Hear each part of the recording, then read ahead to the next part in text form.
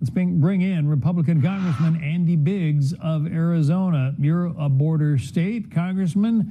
When you see the efforts of Democrats to try to eliminate ICE and defund border patrol and border protections in this country, what do you say? What are you thinking? Well, I think this is thematically consistent with where they've been. First, they opened the border, right, and prevented our federal law enforcement from enforcing the border. Then they tried to defund police forces, local and state, all over the country. And now you get the federal law enforcement having to deal again, ICE and CBP, with the aftermath of those two disastrous Democrat policies.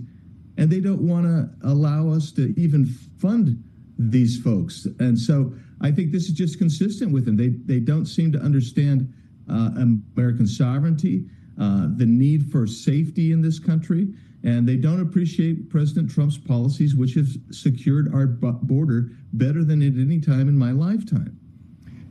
Senator John Fetterman is, I think, maybe the lone voice among Democrats who is saying that shutting down the government over Democrats' anger over ICE was a bad idea. Listen to Senator Fetterman. The World Cup and all of these things, there's like a convergence, here in our country. And that's one of the reasons why I ended up being the only Democrat to refuse to shut the DHS down. This stupid shutdown set things back and made us less safe.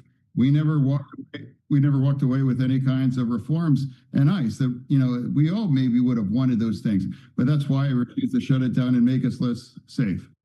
A little disturbing to hear that with the World Cup coming up and with, the situation against, involving Iran, that he considers us less safe in this country over what his party has voted to do. Well, he makes a tremendous point. When we've been briefed on this, we're talking about, John, essentially 16 Super Bowls going on at various parts around this country. And when you have one Super Bowl, you have federal, state, local police forces coming in and actually get from neighboring states, et cetera. And so we need all of that, all hands on deck. But this massive shutdown on the part of the Democrats, where they don't tolerate ICE, they don't tolerate CBP, and just think about this. When Secretary Mullen briefed some of us, he indicated that they had given up virtually on every issue that the Democrats wanted, except for those two or three which would protect our law enforcement. So the Democrats didn't want to protect our law enforcement, and their shutdown doesn't protect the American people and all of these international people that are coming, literally millions of people coming to these FIFA games. And, Fetterman's right. I mean, this is a huge problem. And that's why we have to get this done this week, John. The guy who ran the Department of Homeland Security under Joe Biden, Alejandro Mayorkas, is now saying that they made some reforms to the immigration process in this country that were good. Listen to this. There were areas of disagreement within immigration policy and in other areas, but I voiced my views. I was very pleased that in June of 2024, we took executive action that I thought made reforms that were sensible. Can you point to any sensible reforms under the Biden administration to the immigration situation? Not one, John. Not one reform was made that made this country safer. Not one reform was made that actually kept terrorists from coming into our country or gang members and violent gang members from coming in. Not one reform.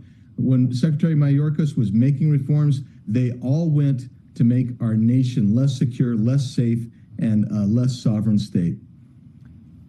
So,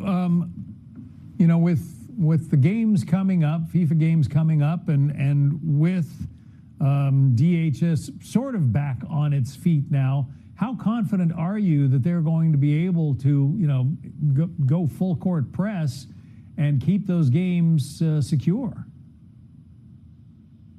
Well, I have every confidence in DHS Secretary Mullen and men and women of our Homeland Security departments. I think they're going to be able to get a lot done. I know that there's local enforcement that's already participating, being trained, and have been trained. They just need to get some pay. They need to get paid for some of that. I think it's going to be an all hands on deck. I think, John, it's going to be a good scene. I think we're going to have a safe set of games, and I'm very looking forward to that.